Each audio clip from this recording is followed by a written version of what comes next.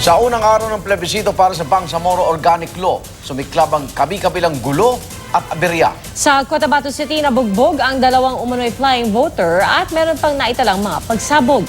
Saksi si Ian Cruz.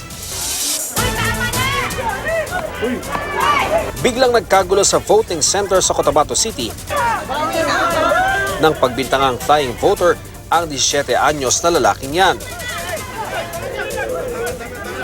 Mismong si Cotabato City Mayor Cynthia Giani ang kumumpronta sa lalaki. Why? Bakit ka mag-flying voter? Pero habang pinapagalitan ng alkalde ang lalaki, biglang siklab ang isa pang gulo sa likuran.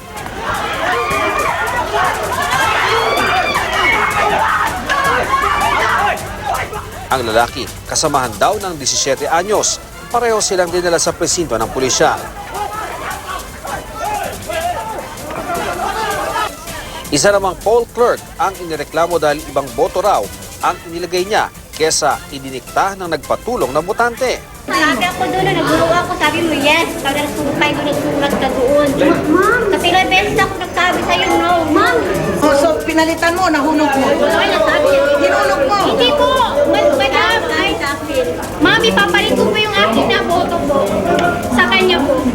Sige na, ma'am. Pagbigyan niyo na po ako, ipapalit ko po yung boto ko. Para po, maging maayos na po, attorney. Please po. Bakit magpi-please ka sa akin ngayon? Mali mo kanina, tapos ngayon please ka. Kung hindi ka pa namin pinuntahan dito, hindi mapapalitan ang boto niya. Nasa 100 guro na inatasang maging miyembro ng Plebiscite Committee o Plebcom ang no-show dahil sa death threats na natanggap. Alas 7 na ng umaga pero nasa 26 na ballot boxes pa rin na unclaimed dito sa City Treasury Office ng Cotabato City. Ayon mismo sa mga taga-DepEd, may nagpadala ng mapanakot na text sa mga guro kaya nagdesisyon silang hindi na magsilbi bilang mga miyembro ng Plebiscite Committee. Maliwanag na nang humabol ang iba sa mga substitute para sa mga nag-back out na guro pero hindi pa rin sapat kaya naman kinailangan na ang serbisyo ng 66 na pulis para sa 22 clustered precinct. Ang mga pulis na ang umaktong Plebcom members. Kahapon patensyonado ang lungsod. Kagabi, hinagisa ng 2 granada ang bahay ni Judge Angelito Rasalan. Sa bubong ng inuupahang bahay ng huwes, bumagsak ang inihagis na granada at nang sumabog, nabasag ang ilang salamin sa bintana. Ang ikalawang granada, sumabog sa bubong ng kapitbahay ng huwes. Wala namang tinamaan. Definitely hindi sir. Kung sa BL, baka. Pero Ba't sa BOL? Ba't mo nasabi yun? antay kasi ako.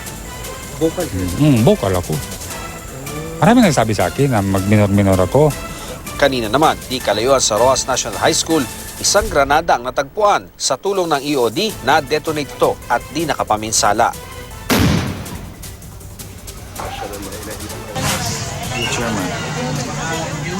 Makasaysaya naman ang pagboto ni MILF Chairman Alhaj Murad sa plebisito. Mula na magrebelde sa gobyerno noon pang dekada 70. Ngayon lang lumahok sa demokratikong proseso ng eleksyon si Murad. Ang kanilang presinto, katapat lang halos ng headquarters ng MILF sa Maguindanao. Siyempre pa, ang boto ni Murad, yes to BOL. We pray that the Bangsamoro Organic Law will be ratified and the Bangsamoro government will be established. Ayon kay COMELEC spokesman James Jimenez, dahil mano-mano ang eleksyon, inaasahang aabutin ng 4 na araw bago iproklama ang resulta ng plebisito para sa BOL.